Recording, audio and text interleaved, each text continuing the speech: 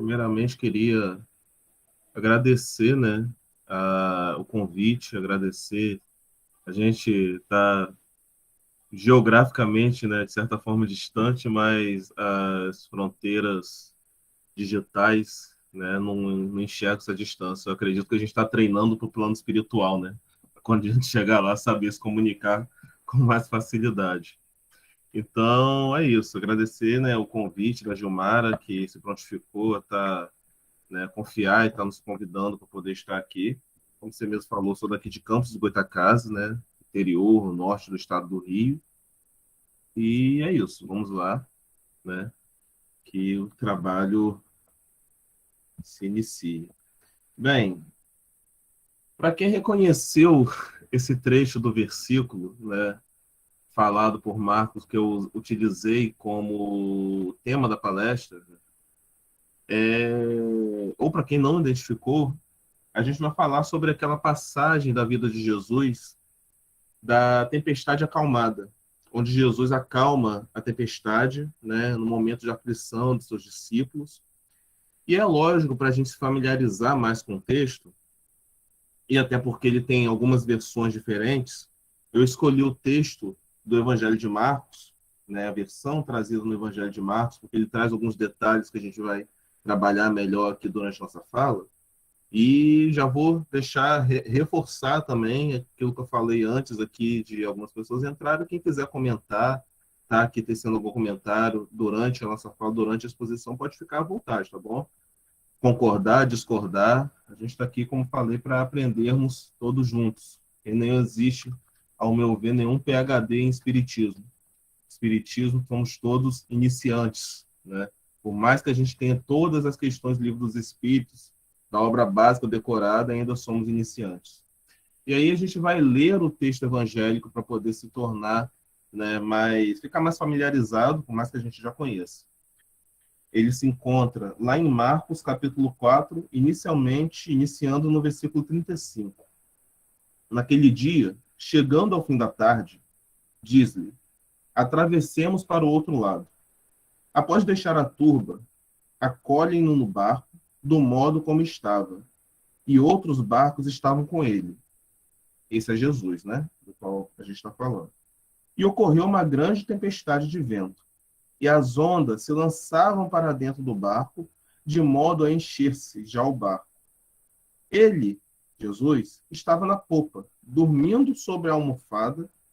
O despertam e dizem-lhe: mestre, não te importa que estamos perecendo?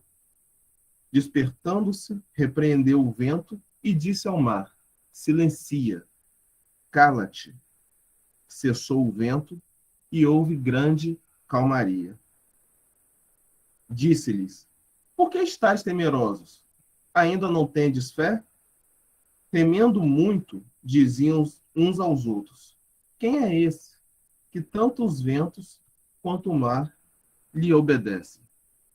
Né? Então, esse é o texto evangélico no qual a gente vai basear o estudo da noite, mas inicialmente a gente precisa entender quem é ele, como eles dizem aqui, né? Quem é esse que até o vento e o mar lhe obedecem?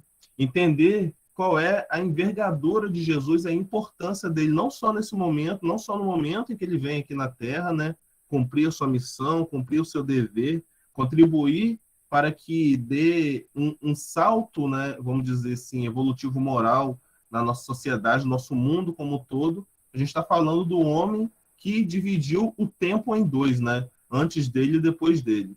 Então, a gente tem que trazer a compreensão de quem é Jesus na visão, é lógico, da doutrina espírita. Por mais que estejamos todos aqui falando, né?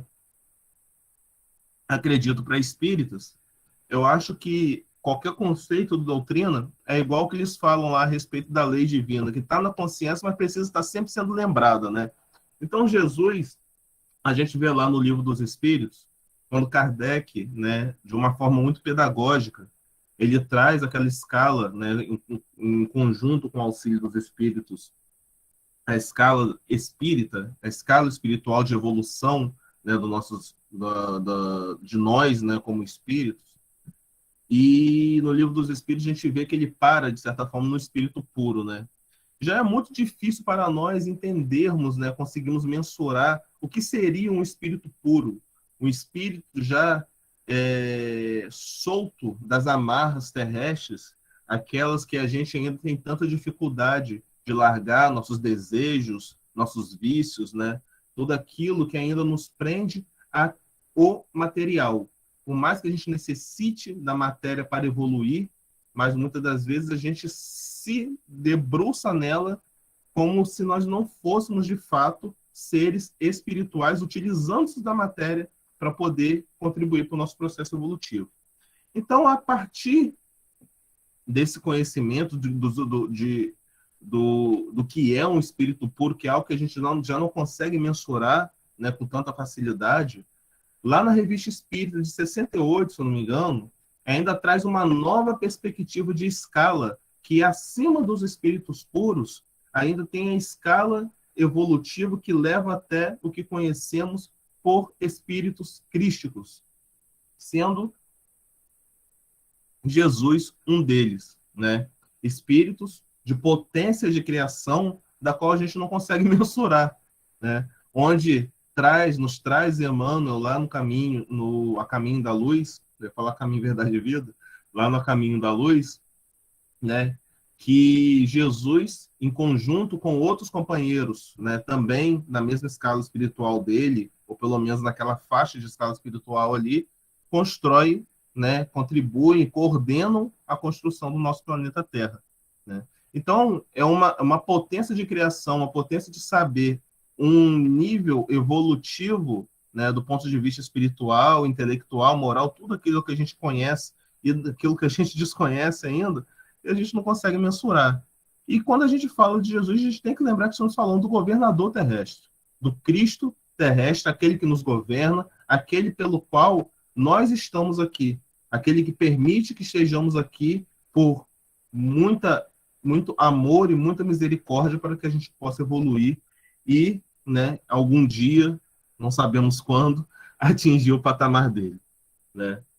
Então, essa passagem da vida de Jesus, né, ele tem algumas analogias, porque todo o estudo do Evangelho, cada vez que a gente lê, cada vez que a gente experimenta algumas situações na nossa vida, a gente tem uma perspectiva diferente, né? Então, se você lê o mesmo texto com 2 anos de diferença, você vai estar lendo o texto diferente. É como diz aquele ditado: um mesmo homem não mergulha no mesmo rio 2 vezes, porque nem o homem, nem o rio já são os mesmos. Então, a passagem, as analogias, as inflexões, tudo que a gente vai fazer para se conectar com aquele texto vai ser visto de uma forma, vai ser experimentado, sentido de uma forma diferente. E aí, quando a gente fala que Jesus ele entra no barco, você vê que ele toma a iniciativa de ser o primeiro a entrar, e os discípulos o seguem. E aí a gente pode traçar uma analogia com o próprio processo de construção do planeta Terra. Jesus ele vem aqui, vem à frente, traz, né, cria, coordena a criação junto com seus emissários do planeta, local onde nós estamos aqui estagiando, né, numa escola, no hospital. Primeiro, toma a iniciativa de entrar nesse barco chamado Terra, e os seus discípulos, aqueles espíritos de boa vontade que pretendem seguir os seus ensinamentos, não necessariamente os espíritas, não necessariamente os cristãos, mas todos aqueles que estão contribuindo com o bem, o seguem. Porque a gente tem que lembrar que Deus é Deus para todo mundo, independente da cultura, né? E metade do mundo não é cristão. Então, eles também, independente da cultura, independente do credo, existem influentes, né, pessoas influentes em todas as épocas, em todos os momentos, em todos os povos, contribuindo para a evolução, né, junto a Jesus. E aí o chamado é para que a gente chegue a outra margem. A gente precisa lembrar, né, vamos fazer assim, fazer uma viagem temporal e geográfica para lembrar que eles estavam ali no Mar de Genezaré, no Lago de Genezaré, que era chamado, inclusive, do Mar da Galileia, de tão extenso que ele era. E como ele era muito extenso, né, muitos barcos ali utilizavam aquele ambiente para poder pescar, para ter sua subsistência. Se acontecia uma tempestade naquele lugar, aquele barco podia virar, era perigoso de fato. E aí os companheiros vão, né, vão seguindo Jesus com o intuito de chegar até a outra margem. E aí a gente continua fazendo as amarras, né, procurando algum significado, e aí a gente pode lembrar, conectar essa questão da outra margem, tanto com o próprio processo de depuração do planeta, quanto trazer ele mais para perto de nós, de uma forma individual, lembrando que ele, percebendo que ele nos lembra o nosso próprio processo encarnatório, onde a gente realmente entra por uma porta, né?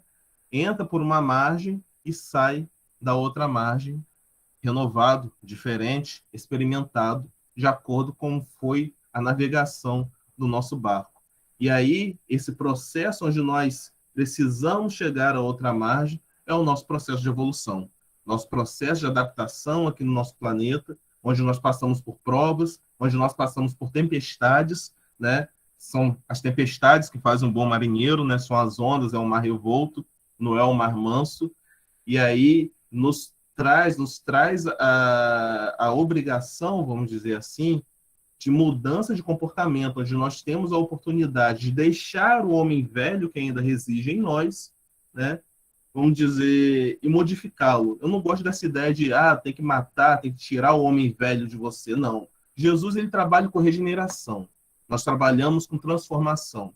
Então, a gente precisa acolher esses problemas, esses defeitos, saber encará-los de frente e tratá-los. Porque a partir do momento que a gente esconde, que a gente esquece, que a gente passa por cima, a gente não está tratando, né? Fica uma lacuna. Quando a gente negligencia algo em nós, é igual quando a gente negligencia a educação de um filho.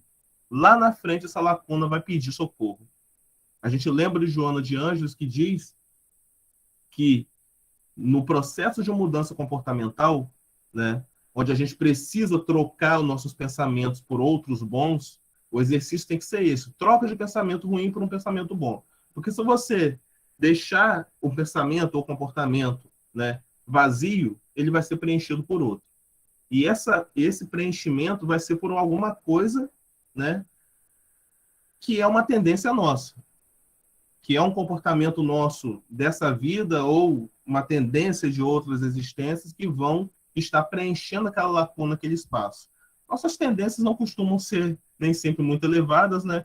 Então, por isso é necessário sempre um trabalho, um exercício de disciplina comportamental, disciplina sentimental, para que a gente consiga fazer essas transformações acontecerem. Vontade, né? Como dizem lá os espíritos. Muitas das vezes, para a nossa mudança, nos falta vontade, né? Vontade de mudar, vontade de ser melhor. E aí a gente continua, né, com um texto evangélico que diz: e levantou-se grande temporal de vento, e subiam as ondas por cima do barco de maneira que já se enchia.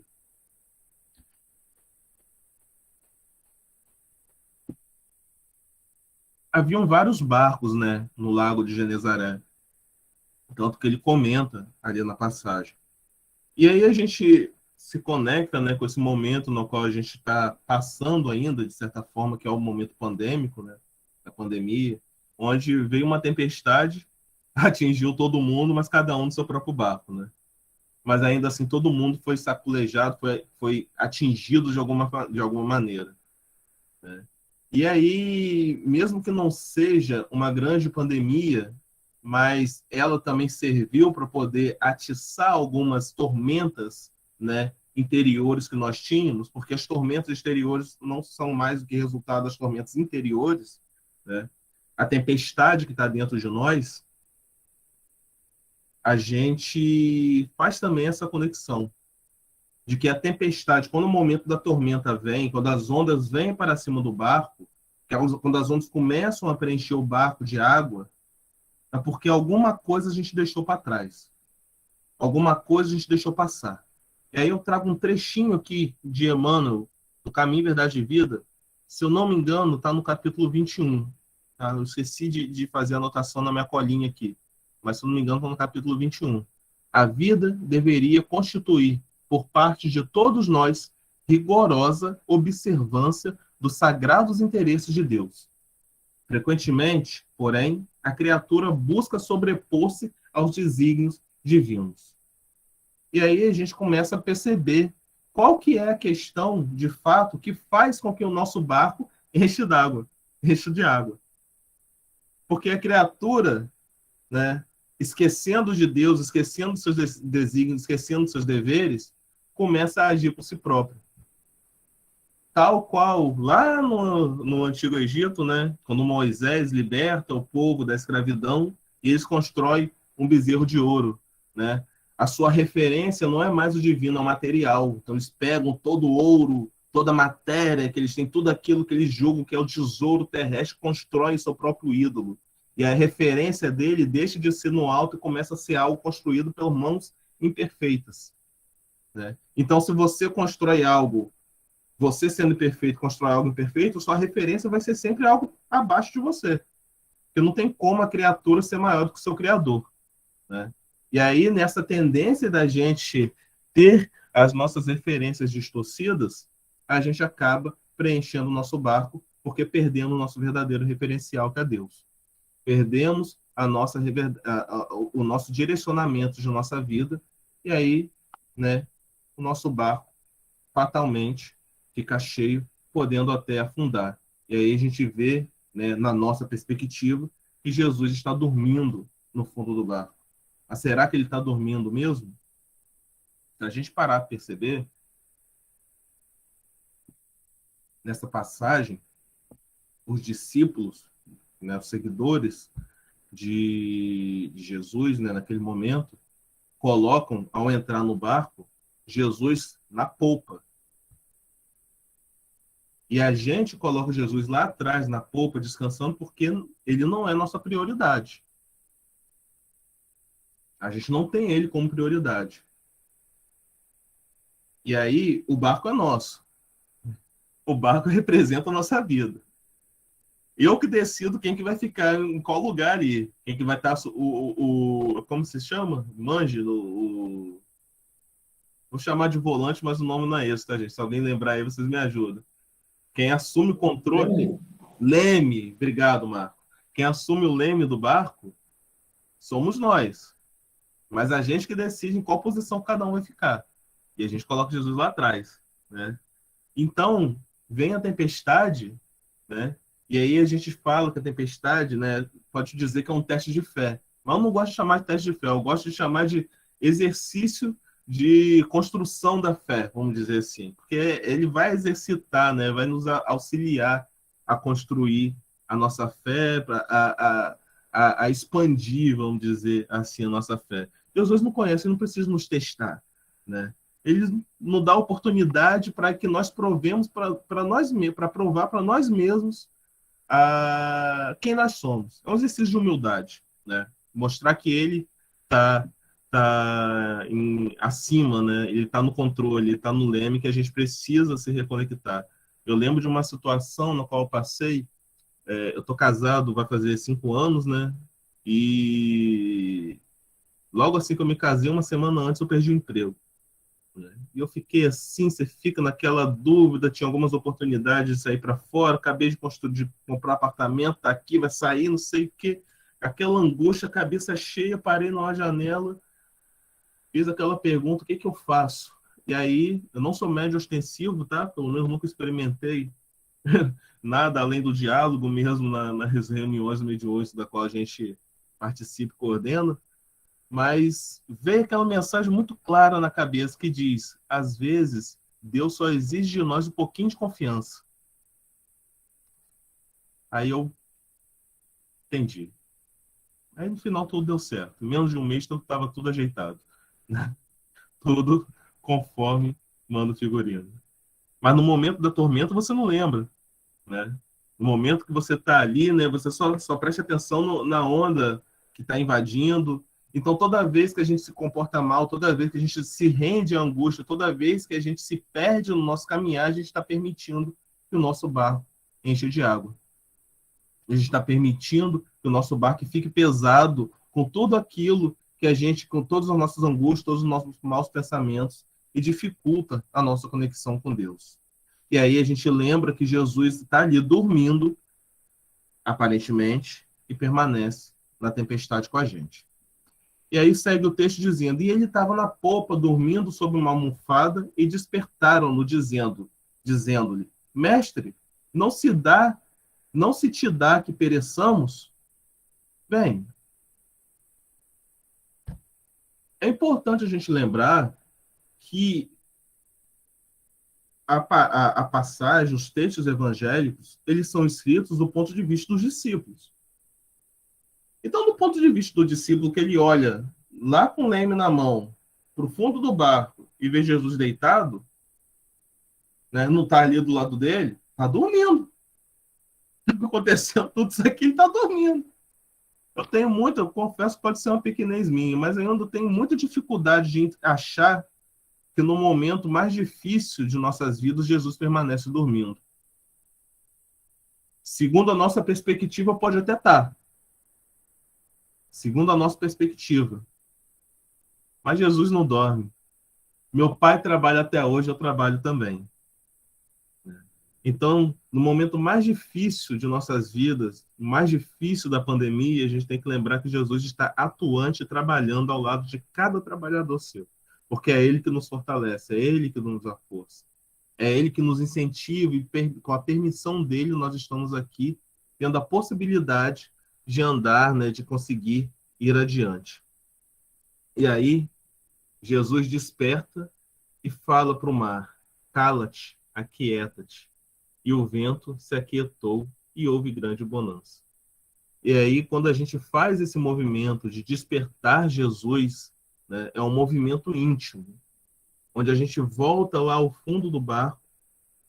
Talvez a gente precise largar o leme por alguns segundos, por alguns instantes, porque a gente fica ali, né, dando murro em ponta de faca, tendo velhas atitudes, mas não são velhas atitudes que vão trazer novos resultados.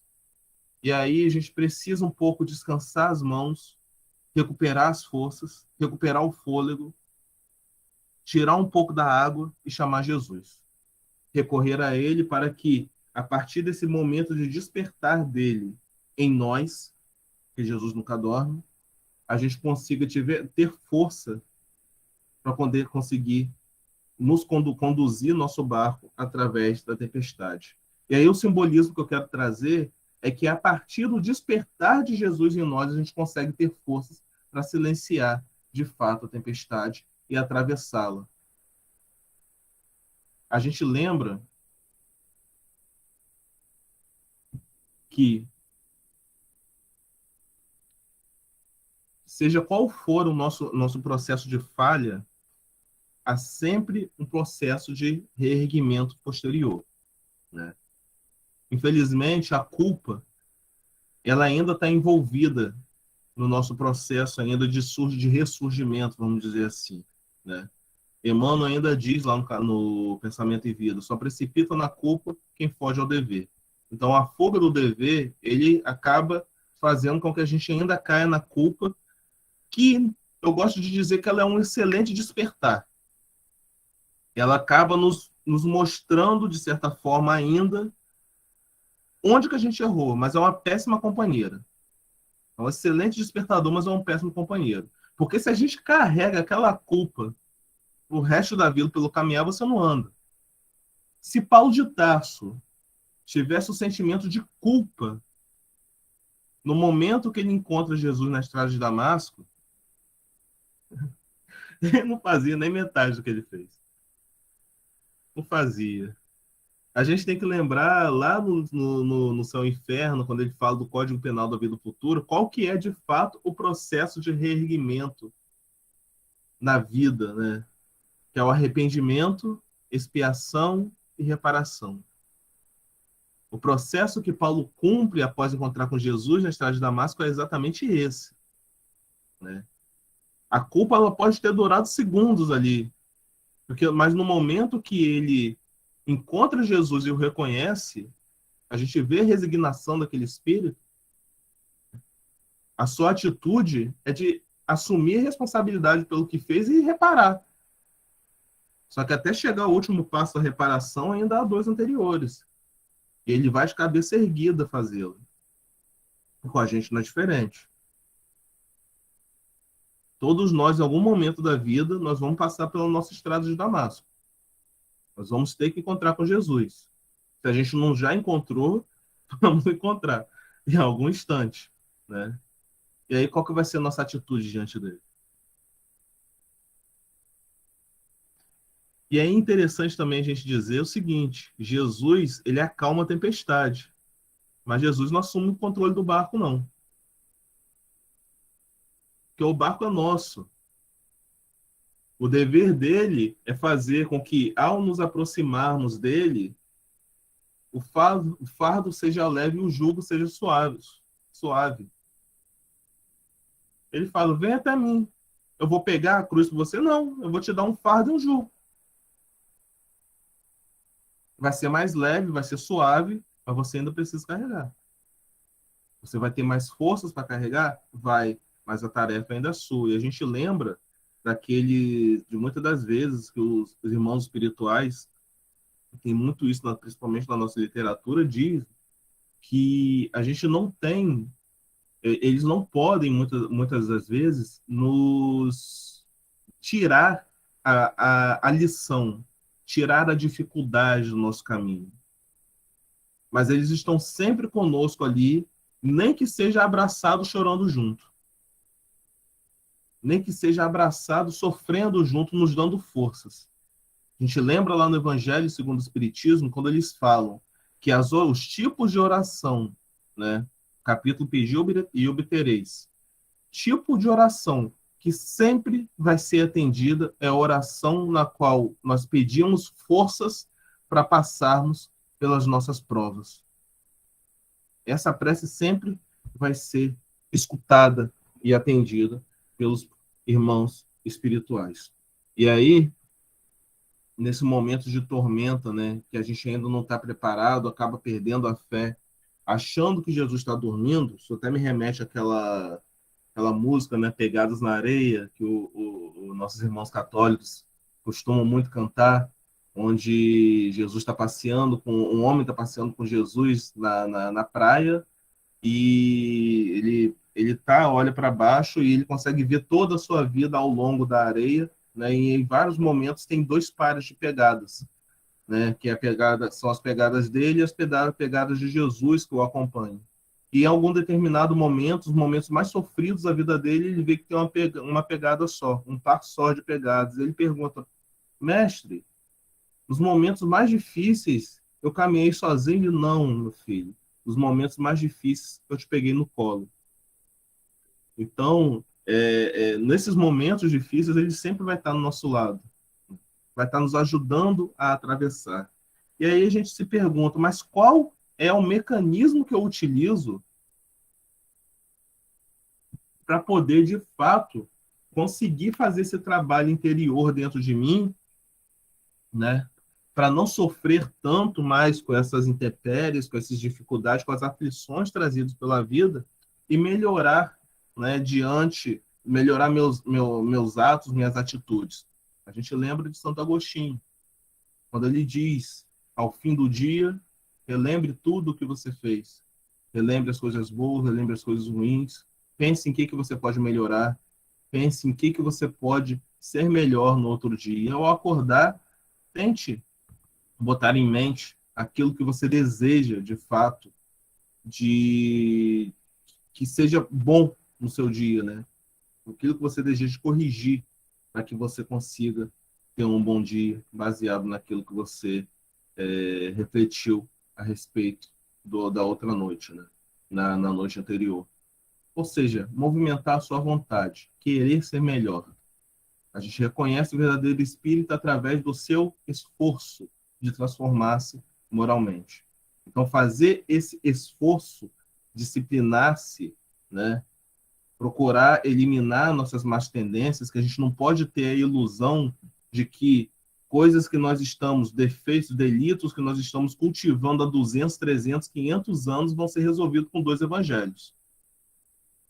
Se a gente levou, né, 2 vidas, 3, 4 encarnações para poder causar um vício, um esforço grande para poder trazer uma dificuldade para o nosso espírito, a gente tem que ter um esforço grande também para poder sanar. Vontade, disciplina. E é através desses esforços, dessa vontade, dessa disciplina, que vão contribuir para a nossa fé, contribuir para nos tornarmos mais fortes, para que nós possamos atravessar a tempestade, mas sempre com Jesus ao nosso lado. Né? Emmanuel diz também, lá, mas um capítulo mais à frente, lá do Caminho, Verdade e Vida, aguardem os discípulos, naturalmente, oportunidades de luta maior, em que se necessitarão aplicar mais extensa e intensivamente os ensinos do Senhor. Sem isso, seria impossível aferir valores. Ou seja, a tempestade vai vir. A tempestade vai vir, as aflições vão vir. Exatamente porque no nosso estágio evolutivo a gente ainda necessita delas. Necessita como consequência. Né? Ainda temos muito débitos. Talvez muito mais do que créditos. Então, para que a gente consiga, de fato, crescer, aprender e se regenerar e contribuir, cooperar também com a regeneração do outro, a gente precisa passar por essas tempestades para aferir os valores espirituais de fato que contribuem com a nossa evolução. Lembrando que os objetivos da reencarnação são 2: evolução espiritual e contribuição com a obra divina. Contribuição o quê? Eu vou construir um planeta também? Não necessariamente, pelo menos ainda não. Mas o planeta também não se construiu sozinho, né? Tá lá escrito, inclusive na Bíblia, né? Se a gente for pegar uma tradução ao pé da letra, dizendo que não foi, tiveram os trabalhadores divinos ali. Mas, enfim, depois isso é papo para qualquer coisa outro dia. Mas a gente percebe que tudo na vida ele funciona com regime colaborativo. A gente falou de Paulo de Tarso, e lá no prefácio do livro Paulo de Estevão, Emmanuel nos diz que não haveria Paulo sem Estevão. E aí a gente estende, não haveria Paulo sem Estevão, não haveria Paulo sem Ananias, inclusive no capítulo também do Caminho, Verdade e Vida. Estou falando muito dele aqui, gente, porque a gente está fazendo uma leitura diária aqui em casa, antes de dormir, eu e minha esposa, a gente está usando ele, né? Estamos no finalzinho do Caminho, Verdade e Vida, então as mensagens estão frescas na cabeça todos os dias. No capítulo, inclusive, de ontem, foi Cooperação, em que ele fala a respeito da cooperação de Ananias e também dos mais diversos, Áquila e Príscila, diversos Lucas, companheiros espirituais que tiveram junto com Paulo de Tarso, que o auxiliaram a cumprir a sua missão. A encarnação, ela é uma oportunidade muito preciosa, e a gente não pode deixá-la passar assim, sem pelo menos chegar um pouquinho melhor à outra margem. São muitas variáveis, né, possíveis para poder, que precisam estar, muitas peças que precisam estar no mesmo tabuleiro para que a gente consiga, né, a oportunidade de estar aqui, né, principalmente das reencarnações, né, planejadas, na qual a gente consegue cooperar, para que a gente consiga estar aqui e cumprir com nossos objetivos. Se a gente for pegar como exemplo Paulo de Tarso, a gente percebe que foram muitos companheiros que precisavam estar ali naquele momento, que por mais que ele tivesse o germe de quem ele se tornou dentro de si, a possibilidade, né, tal como a planta, a semente está ali, mas sem água, sem a terra, sem a luz adequada, ela não germina. Então, sem a cooperação dos companheiros, a missão dele talvez seria muito mais difícil, e a gente não sabe, né, quem somos nós, se ela conseguiria dar cumprimento daquela maneira. Falando nisso, melhor, deixa eu continuar aqui no texto lembrei de uma historinha aqui do André Luiz, a gente tem tempo ainda, mas vou continuar no texto aqui. Na atualidade dolorosa, inúmeros companheiros invocam a cooperação direta do Cristo, e o socorro vem sempre porque é infinita misericórdia celestial. Mas vencida a dificuldade, esperem a indagação. Onde está a vossa fé? Que é o que Jesus pergunta. Onde está a vossa fé? Porque se há o desespero, por misericórdia ao o atendimento, né, Mas há o questionamento, porque, como a gente falou, a aflição ela vem como um exercício também, além de todas as questões encarnatórias e expiatórias, ela vem como um exercício necessário para nos fortalecer a fé. Então, onde ela está no momento de tormento? Onde ela está a fé que muitas das vezes a gente prega, né, nas tribunas, hoje nas salas virtuais, nos momentos que as tormentas chegam ao nosso coração? E outros obstáculos sobrevirão, até que o discípulo aprenda a dominar-se, a educar-se e a vencer serenamente com as lições recebidas. Vencer serenamente. É fácil, né? Exatamente. Fácil não é. E aí a história que eu lembrei é uma história que sempre me marcou muito, lá do Missionários, não, Mensageiros, né, do André Luiz, que tem um trecho ali que fala muito a respeito de processo de planejamento, missão, né, vamos dizer assim, planejamento encarnatório e os trabalhos que de alguns espíritos que não puderam cumprir, não cumpriram, na verdade, não que não puderam, que não cumpriram com o seu planejamento que foi definido lá no plano espiritual. A gente lembra do capítulo chamado A Queda de Otávio. Não vamos lembrar aqui qual foi o capítulo, a numeração. Se o livro estivesse aqui perto de mim, eu até pegava. Não está, não. Eu sei, casa de espírito é assim, né? Tem livros espalhados para tudo quanto é canto. Não sei se é de todo mundo é desse jeito, mas aqui, assim, é sorte que minha esposa também é espírita, então eu também compartilho. Mas ela fala, ó, não dá para entrar mais livro aqui não, não, pode deixar. A gente vai tentar não entrar, mas a gente acaba entrando escondido, não tem jeito. A Queda de Otávio fala sobre um companheiro que ele tinha, vou fazer um resumo, tá, gente? Porque veio, vamos dizer assim, na inspiração, ele tinha, de fato, uma missão a ser contribuída, a ser concretizada aqui no plano, na Terra, e no processo reencarnatório dele, no planejamento, ele contava com a ajuda de vou botar 5 entidades, se eu não me engano, 5 entidades, pode ser 6, tá? Mas depois vocês conferem, é bom para a gente conferir no texto lá depois. 5 entidades que contribuíam para poder auxiliar no processo encarnatório. Então, faziam planejamento, viam as possibilidades, e, inclusive, essas mesmas entidades, esses mesmos espíritos que estavam auxiliando ele, estariam vindo na encarnação como seus filhos.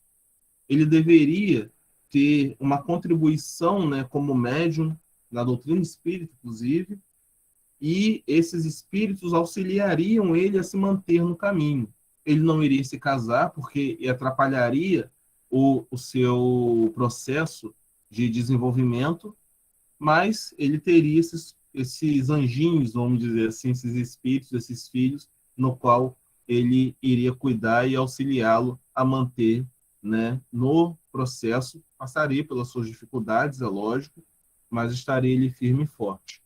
Quando o Otávio encarna, ele, né, encarna num lar, o seu pai e a sua mãe o têm como filho, a mãe dele, em um dado momento, desencarna, e aí o pai dele se casa novamente, ele tem uma madrasta na qual ela tem 2 filhos, se eu não me engano, 2 ou 3 filhos, e o pai dele desencarna também em um dado momento. Otávio, nesse período de juventude, ao invés de auxiliar a madrasta com as crianças pequenas, ele decide viver a vida, né? Viver a vida, deixa a vida me levar, e em um dado momento ele percebe que ela necessita da ajuda dele, e esses filhos dessa mulher já eram as entidades, os espíritos que vinham do outro plano para poder auxiliá-lo, do qual ele deveria ser o tutor, né?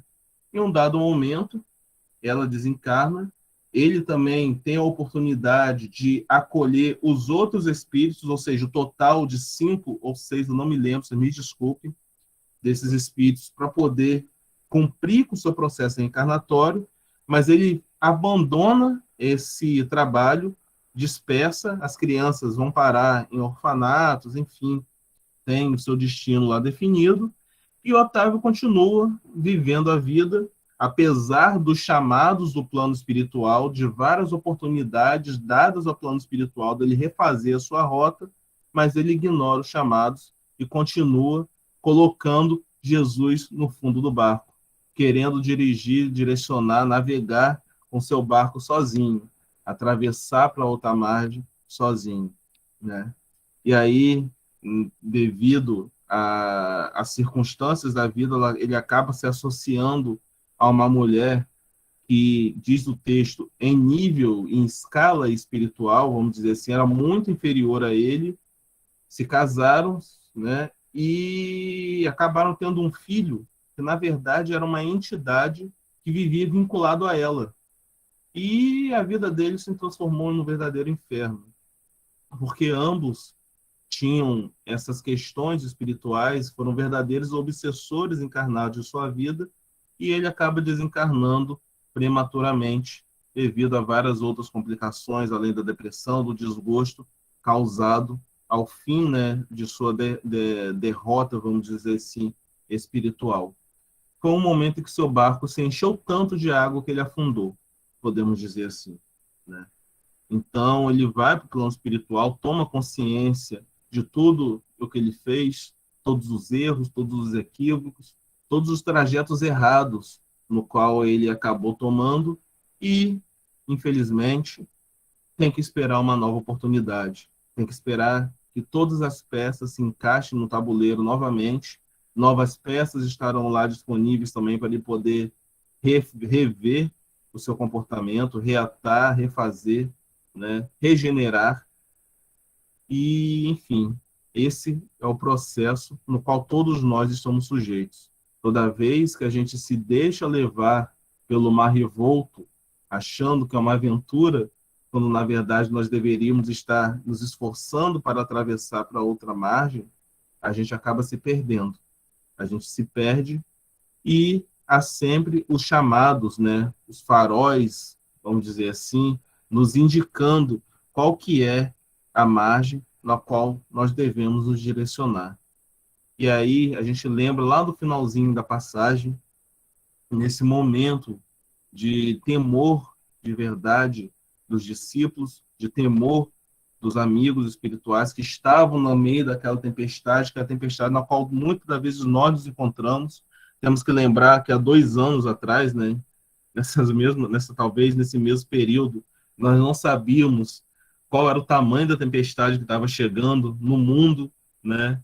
E a gente só olhava e fazia como os discípulos nesse processo, né, nessa tempestade toda que agora está passando, apesar de muitas perdas, mas a gente fala igual aos discípulos, que ao verem a tempestade passar, ao verem que ainda estava de pé, ao verem e olhar para trás, perceber que tudo pelo qual eles passaram foram experiências realmente frutíferas para eles, para nós. Foi mais uma tempestade, mais um crescimento, mais um músculo adquirido espiritualmente, e a gente olha, se pergunta, assim como eles, quem é esse, né, que até o vento e o mar lhes obedecem? O vento e o mar, as tempestades dentro de nós, as dificuldades, tudo aquilo que nos faz, muitas das vezes, querer abandonar o navio, esse é Jesus. Jesus que nos ensina, nos auxilia, nos instrui, nos ampara e acalma a nossa tempestade interna. Bem, é isso.